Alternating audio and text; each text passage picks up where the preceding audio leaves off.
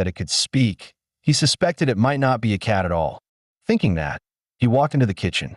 As he picked up the spatula and started cooking, his cooking attribute rose continuously, just like always. Soon, a fragrant plate of shredded pork with green peppers over rice was ready. The moment the little black cat smelled it, drool gushed out uncontrollably. The little black cat didn't care about the heat and grabbed the food with its paws, stuffing it into its mouth. Seeing this, Xue Jing felt certain.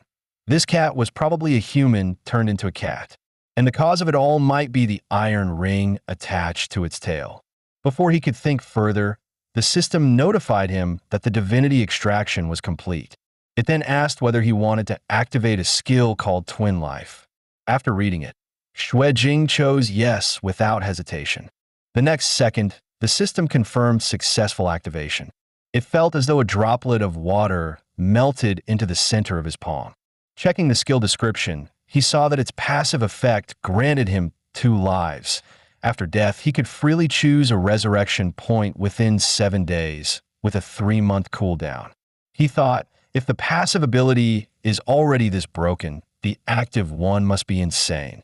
But when he checked the active skill, he found that it required 500 divinity to unlock. So for now, all he needed to do was continue absorbing the cat's divinity. However, upon a closer look, he noticed many wounds on its body. Continuing to drain its divinity suddenly felt a bit inhumane to him.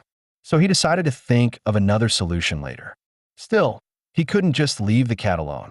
He turned on the home surveillance, then prepared to go out to search for clues about divinity and to see what the little black cat would do when left alone. After he closed the door and left, the black cat quietly withdrew its smile. Here, entering the inner circle from the outer circle was extremely difficult. Even if someone managed to get in, they had to pay an outrageous fee, enough to bankrupt a moderately wealthy outer circle family. Yet countless people still tried everything to squeeze their way inside. But most people didn't know there was another method: becoming a martial artist. Just as Xue Jing thought of this, a bald man suddenly blocked his path in a narrow alley. Xue Jing looked up slightly and asked what he wanted. The bald man said their boss, Pei Youguang, had his eye on a girl who dared to give Xue Jing water earlier that day. But before he could finish, he was hit by something invisible and flew backward.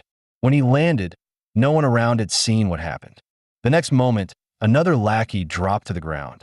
Within just 3 seconds, the entire group was down and unconscious. The weapon Xue Jing used was nothing more than ordinary pebbles from the ground, combined with his powerful arm strength and his aiming skill. After all the small fry collapsed, their boss, Pei Youguang, finally charged out, accompanied by the faint phantom of a wolf behind him. But his movement path was completely exposed under Xue Jing's aiming skill. Xue Jing simply shifted to the side and easily dodged the attack. Missing the strike, Pei Youguang shattered the wall behind Xue Jing with a single blow. In that instant, Xue Jing realized Pei Youguang actually practiced martial arts. So this was the source of his arrogance. And Xue Jing happened to need someone to ask about martial arts anyway. Thinking that, he turned and slowly walked toward Pei Youguang, leaving the latter stunned. After a round of friendly communication, Pei Youguang trembled and admitted defeat. Xue Jing had thought he would be strong, but after all that buildup, he ended up having only a single move.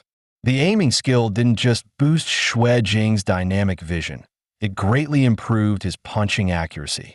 As long as he caught the gap between Pei Youguang's moves, one punch was enough to break his technique. At the same time, he also unlocked a new skill called combat. After several exchanges, Pei Youguang was beaten to the point where he couldn't even stand. Xue Jing stepped forward and asked what technique those punches he used earlier belonged to. Pei Youguang stuttered and said it wasn't a technique, it was inner force. Hearing that, Xue Jing asked what inner force was. Pei explained that inner force was gathering the body's meridian energy and releasing it through moves. Xue Jing then asked how to train it and who he should learn from. Pei Youguang said he only learned the basics, and even those were trash level, so he couldn't explain. Xue Jing grabbed him by the collar and said, "Someone who smokes, drinks, dyes his hair, commits crimes, and acts like a gangster at school, is calling himself trash? Terrified, Pei admitted those were all rumors, self-made for character branding.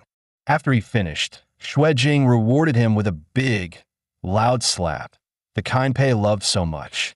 Then he ordered him to write a reflection and read it 10 times during morning study tomorrow. Finally, he handed Pei his phone and told him to enter the martial arts address. Xue Jing planned to go ask himself. After this fight, all his stats improved tremendously. Normally, an hour of hard training in the gym only raised his fitness stat by 200 points. Now, a single fight gave him several times that.